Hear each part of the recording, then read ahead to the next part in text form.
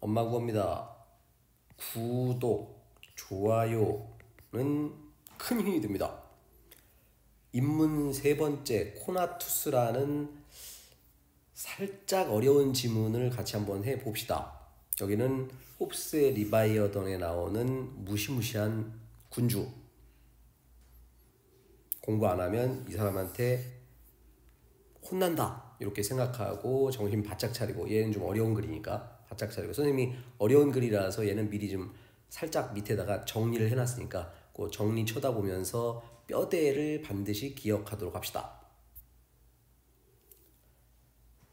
코나투스는 자신을 보존하는 거 이렇게 생각하면 돼.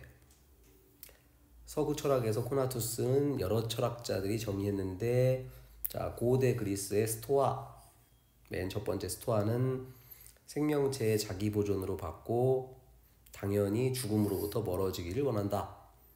하지만 모든 생명체가 가지고 있는 게 아니라 동물만 갖고 있는 게 코나투스다.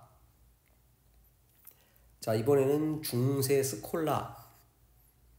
자, 몇 번을 얘기했었는데 지금 우리는 사회 탐구 영역을 하는 게 아니라 국어 영역을 하는 거야. 그래서 구분할 수만 있으면 돼. 스, 토, 스, 콜, 르, 네 이런 식으로 구분해가지고 당연히 뭐 공통점, 차이점 얘를 찾아내는 게 중요하다. 공통점은 당연히 코나투스 요게 공통점인 거고, 요 밑에 있는 게 차이점들. 그 다음에 이렇게 1, 2, 3 세 가지가 나왔을 때는 실제 우리 수능 시험에서는 답을 어떻게 준다?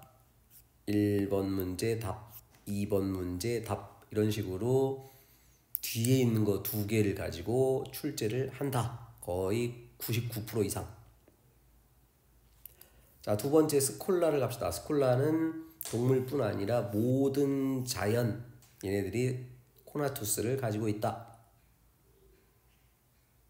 자, 그러다가 중세 이후 르네상스 철학자들은 자기 보존에 대한 욕망이라는 기존의 견해를 받아들였다. 뭐야 이거? 공통점. 그래서 이게 공통점이라고. 자, 차이점. 생명체뿐 아니라 무기물도 가졌다. 즉 TV, 뭐 냉장고, 집, 뭐 이런 것들도 코나투스를 가진다. 그리고 그 이전에는 인간의 욕망을 죄악시했는데, 인간의 욕망 이것도 당연히 코나투스니까 긍정하자. 자, 이번에는 근대의 철학자 3명, 데카르트, 홉스, 스피노자. 주로 시험 문제는 어디다? 2번, 3번. 자, 자연을 이해하는데 써먹었다. 자연의 이해 또는 물체의 운동에다가 코나투스를 사용했다. 자, 데카르트부터 갑시다. 데카르트는 유지하는 속성이 코나투스다. 외부의 힘이 간섭하지 않을 때 날아가는 공이 계속 나가는 것은 관성에 따라서, 보존의 욕망에 따라서 날아간다.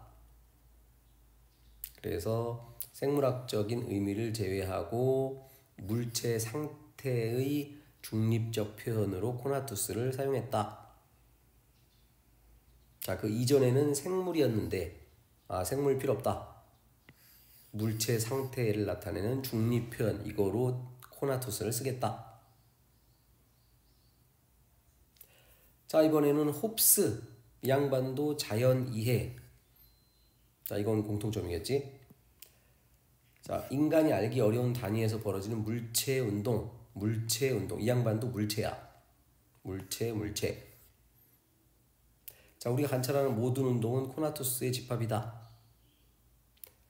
걷기, 말하기 같은 인간의 움직임도 코나투스. 심장을 통한 혈액순환, 이것도 코나투스. 즉 코나투스는 어떤 방향으로 향하기 위한 노력이고, 인간의 보존 욕망도 생존이라는 방향성을 갖는 노력이다. 자, 모든 물체에는 코나투스가 있다라고 했는데 인간도 그 중에 하나다라고 본 거지. 자, 이제 한 발짝 더 나가서 스피노자, 이 글의 주제는 사실 스피노자의 코나투스라고 해야 돼. 자, 역시 마찬가지로 자기 보존, 이건 뭐 계속 좀 6명째 유지되고 있는 공통점이고, 자, 실존하는 것은 신 또는 양태이다. 신은 정신적인 존재가 아니라 자연이고 유일한 실체이다. 실체의 여러 속성이 유한한 형태로 나타나는 게 양태. 자, 그러니까 신은 아까 뭐라고? 신은 무한한 속성. 오케이? 유한한 것은 양태. 인간도 양태. 그렇게 생각하면 돼.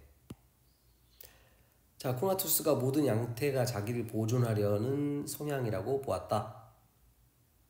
모든 유한한 속성을 가진 것들은 자기를 보존하고자 한다. 사물의 본질 그 자체이기 때문에 의도적이거나 지향적인 성격을 갖지 않는다. 코나투스가 없으면 본질을 잃어버리는 것과 같으므로 존재를 보존할 수 없다. 유기체, 무기물, 전부 양태니까 자기 본질을 유지하려는 성향이 있다. 자, 그러나 인간의 코나투스는 동물 코나투스와 달리 지향성이 있다. 자, 스피노자는 아까 모든 유한한 존재를 양태라고 했는데 인간과 모든 사물은 유한하지. 그 중에서 인간은 지향성이 있다. 얘는 없다. 자, 두 가지로 또 이항 대립을 했는데 정신의 측면에서 드러난 거를 의지, 정신과 신체의 측면에서 드러난 것이 욕구, 그리고 이 욕구는 본능적이다. 원래 갖고 있는 거. 자, 그런데 인간은 본능으로만 살지 않지. 그래서 본능에서 벗어나서 의식하는 것을 그거를 욕망이라고 하자. 욕구는 의식에 앞서는 것으로 본능적 활동이다. 예를 들어서 갓난아기가 엄마 젖 찾는 것은 욕구. 그런데 유치원 6살짜리 아기가 당근을 줬더니 나 당근 안 먹어. 이거는 의식에 나타난 것이니까 욕망에 해당한다. 자, 인간이 단순한 생존을 넘어서 욕구를 넘어서 더 나은 삶을 지속하고자 하는 인간은 욕망을 가진 존재고, 욕망을 실현하려면 공존해야 된다. 인간은 혼자서 뭔가를 할 수 있는 존재가 아니다. 코나투스는 불변하는 게 아니라 가변적이다. 타인과 관계를 맺으면서 자극을 받고 정신과 육체에 변화를 주고, 이것이 두 가지 상태로 나타나는데, 하나는 기쁨, 코나투스가 증가를 하는 방향, 또 하나는 슬픔, 코나투스가 감소하는 방향. 인간은 당연히 증가하는 방향으로 행동하고, 이것은 공존, 공동체의 경우에 해당한다. 자, 살다 보면 얘네들하고 손을 잡을 수도 있는데 왜곡된 욕망 때문에 그러하다. 예를 들어서 어떤 사람이 강도 짓을 하려고 그래. 저 물건을 반드시 갖고 싶어. 그러면 정정당당하게 공존, 일을 해서 돈을 벌든가 아니면 협상을 해서 빌리든가 해야 되는데, 왜곡된 욕망, 저거를 빼앗아야겠는데, 그래갖고 그 사람을 때리고 물건을 빼앗는다. 그렇게 되면 슬픔이 찾아오고 코나투스는 감소하더라. 자, 보기 문제는 여러 번 얘기하지만 핵심 어하고 연결만 지면 끝이라고. 이거 자체를 너무 열심히 쳐다보면 안 된다고. 문제를 풀기 위한 힌트에 불과한 거니까. 자, 성적을 유지하려는 욕망이 있었다. 근데 슬럼프에 빠졌고 나 다시 잘하고 싶다라는 결심을 하게 된 거고, 이 양반은 뭘 갖고 있다? 욕망을 갖고 있다. 의식을 하고 있다 이 얘기지. 자, 갑은 달리기 선수라는 양태로, 인간은 유한한 존재, 양태로 존재하고 달리기를 왜 하냐? 자신의 존재를 보존하는 코나투스의 행위다. 꾸준히 연습 왜 하냐? 의식과 욕구가 결합한 결과이기 때문에. 자, 3번이 답이었는데 갑이 슬럼프에 빠진 것은 본능에만 머물러 있었기 때문에. 아니지, 열심히 하려고 했는데, 즉 의식과 욕구가 합쳐졌지만 그냥 잘 안 된 것일 뿐이지, 본능에 머물렀기 때문에 실력 발휘 못한 게 아니었고. 정답은 3번. 역시 본능이냐 아니면 본능을 넘어선 욕망이냐, 거기까지를 물어보는 문제. 자, 좋은 성적을 거두려고 하는 것은 뭐다? 증가를 지향하는 거다. 기쁨을 얻기 위해서. 자, 더 빠른 속도로 달릴 수 있었던 것은 뭐야? 변화가 일어난 거고, 이것은 정신과 육체의 변화 때문이다. 상당히 괜찮은 문제. 자, 데카르트 형님, 코기토 에르고 숨, 나는 생각한다, 그러므로 존재한다.